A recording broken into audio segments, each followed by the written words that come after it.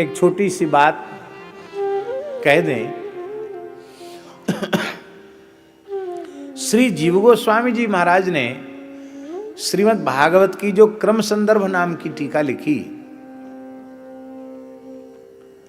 उसमें जब वृत्तासुर का प्रसंग आया तो महाराज जी वे टीका में लिख रहे हैं, जीव गोस्वामी जी कहते हैं कि इस महानुभाव के पीछे असुर शब्द के उच्चारण की मेरी सामर्थ्य नहीं है।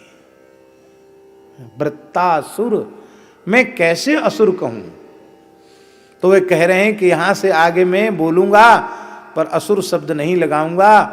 श्रीमद वृत्त कहा उन्होंने, टीका में क्या कहा? श्रीमद वृत्त, श्रीमत शब्द से विशेषित किया उसको।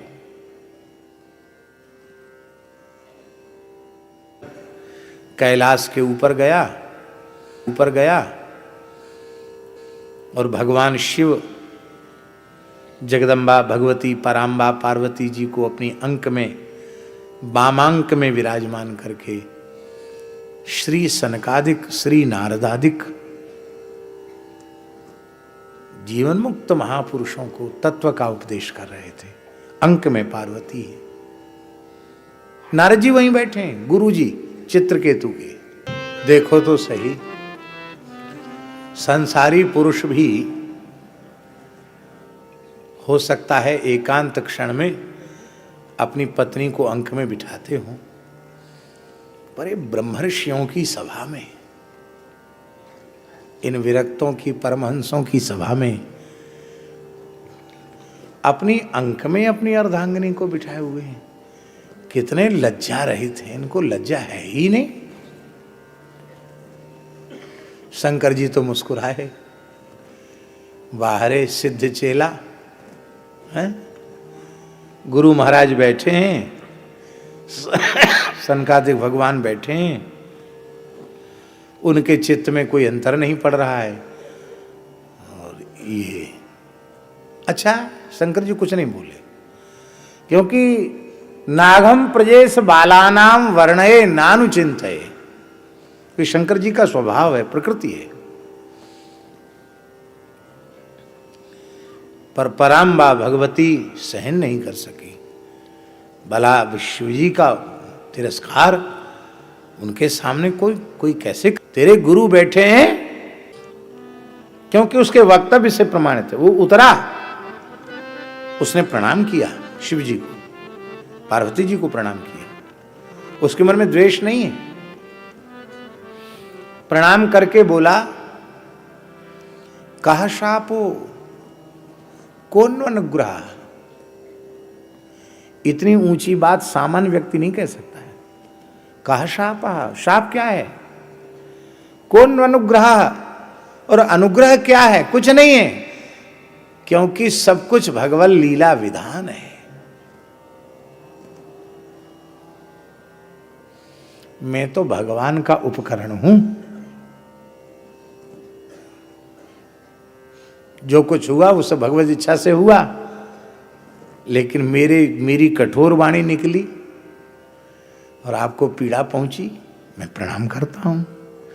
ये नहीं कहता हूं कि आप मेरे श्राप को बदल दीजिए। क्यों? जब मेरे प्रभु मंगलमय हैं तो उनके समस्त विधान मंगलमय हैं। वे चाहते हैं मैं असुर योनि में जाऊं, मैं सहर्ष स्वीकार करता हूं। प्रणाम करके चला गया। भगवान शंकर बोले, देवी देख लिया भगवान के भक्त कैसे होते हैं। नारायण परा देवी न कुतश्चन बिभ्यति। क्यों? नारायण परा देवी न कुतश्चन बिभ्यति, क्यों भयभीत नहीं होते? बोले स्वर्ग नरकाप वर्गे स्वपि तुल्यार्थ दर्शिना। यह कितनी ऊंची समता की अवस्था है। स्वर्ग नरकाप वर्गे अपि तुल्यार्थ दर्शिना। स्वर्ग नरक अपवर्ग सब में समान भाव उनका रहता है। ये चाहता तो तुमको श्राप दे सकता था, इसमें सामर्थ्य है, लेकिन ये साधुता है।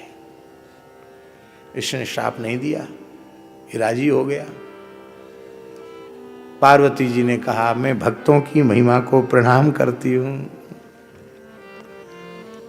और वही वृत्तासुर हुआ। लेकिन हमें लगता जैसे महात्मा लोग कई बार कोई बात भूल जाते हैं तो अपने अचला में गांठ लगा लेते हैं, तो गांठ पर हाथ जाएगा तो याद, हाँ हमने गांठ क्यों लगाई, तो बात याद आ जाएगी। हमको लगता है कि इसने भी अपने पटका में गांठ लगा ली होगी, इसलिए जब वृत्त के रूप में आया तो उसने कहा अहम हरे, आहा, अहम हरे तव पादैक मूल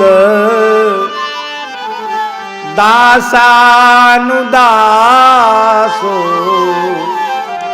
भवितास्मि भूयः मनः स्मरे तासुपते गुणास्ते गृणीतवा कर्म करो तु काया। पूरे श्लोक का व्याख्यान नहीं करना है, केवल इतना कहना है दासानुदासो भवितास्मि भूयः।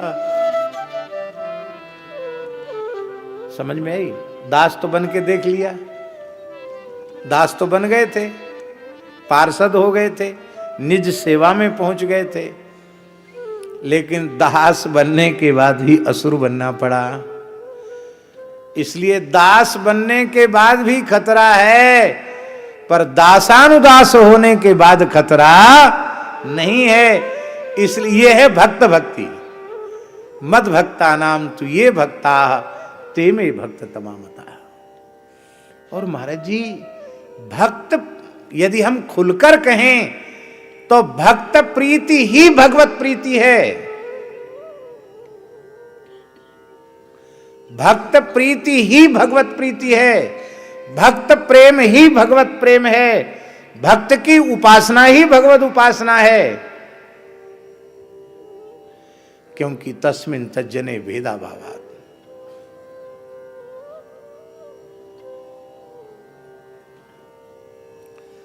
भगवान पांडवों के शांत दूत बनकर पधारे और वहां कौरवों की सभा में कहा गया कि आप तो दूत हैं ना, दूत माने संदेशवाहक, तो आप संदेशवाहक हैं, संदेश सुनाइए और जाइए। पीछे ही क्यों पड़ गए कि नहीं ऐसा कर दो, यूं कर दो, त्यों कर दो, तरह तरह के प्रस्ताव ये क्यों ले प्रस्तुत कर रहे हैं? दूत में इतना पक्षपात नहीं होना चाहिए, दूत को निष्पक्ष होना चाहिए, उसको तो अपने स्वामी की बात कहकर चले जाना चाहिए। भगवान ने कहा तुम आरोप लगा रहे हो पक्षपात का, पर आरोप की आवश्यकता तो तब हो जब मैं अस्वीकार करूं। कान खोलकर सुन लो, बड़ा प्यारा वचन है महाभारत का। यत् यस्तान द्वेष्टि समाम द्वेष्टि यस्ताननु समामनु। जो पांडवों से द्वेष करता है वह मुझसे द्वेष करता है, और जो पांडवों से प्रेम करता है वह मुझसे प्रेम करता है। पांडव उपलक्षण है, इसका तात्पर्य है जो भक्तों से प्रेम करता है वो मुझसे प्रेम करता है, और जो भक्तों से प्रेम नहीं करता वो मुझसे भी प्रेम नहीं करता।